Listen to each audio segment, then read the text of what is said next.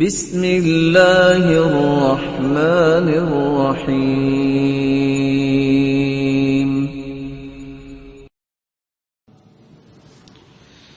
جماعت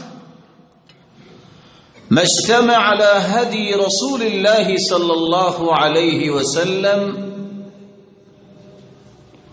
وأجمعوا على معتقد واحد وأصول صحيحة۔ جماعت اس کو کہتے ہیں جب لوگ اللہ کے رسول صلی اللہ علیہ وسلم کی بتائی ہوئی ہدایت پہ جمع ہو جائیں، ان کا عقیدہ ایک ہو اور ان کے اصول وہ اصول ہوں جن کو شریعت نے اصول کہا ہے۔ صحیح اصولوں کی بنیاد پہ رسول اللہ صلی اللہ علیہ وسلم کے دین پہ جمع ہونے والے لوگ، ان کو جماعت کہا جاتا ہے۔ اس لیے علماء یہ کہتے ہیں کل من التزم بالسنہ، جو شخص سنت کا پابند ہو جائے، ومذہب الصحابہ، اور صحابہ کرام جیسا اس کا مذہب بن جائے، یقال له جماعہ، اسے جماعت کہتے ہیں۔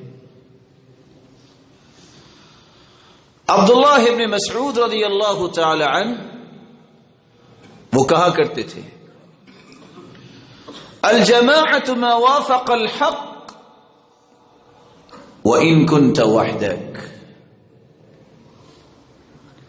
اگر آپ اکیلے بھی ہیں اور قرآن و سنت کے موافق ہیں تو آپ اکیلے ہی جماعت ہیں۔ ساری دنیا قرآن و سنت کو چھوڑ دے،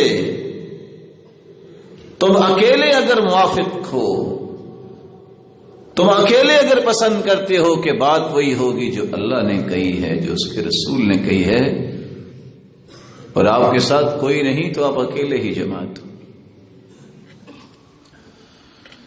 امام شاطبی رحمت اللہ علیہ سے فرمایا کرتے تھے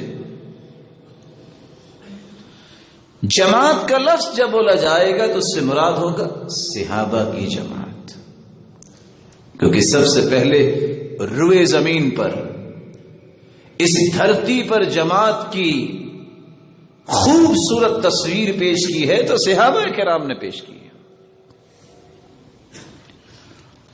جماعت کا لفظ جب بولا جاتا ہے تو اس سے مراد اہل العلم، ائمۃ الہدی، المقتدی بہم فی الدین، وہ لوگ ہوتے ہیں جن کو اہل علم کہتے ہیں، جن کو لوگ ہدایت یافتہ کہتے ہیں، جن کی لوگ اقتداء کرتے ہیں۔ اہل علم جمع ہو جائیں، ہدایت یافتہ لوگوں کا ایک گروہ ہو جو کتاب و سنت کی ترویج کو اپنی زندگی کا محور و مرکز بنا لے، تو ان کا اجتماع، ان کا اکٹھ جماعت ہے۔ یا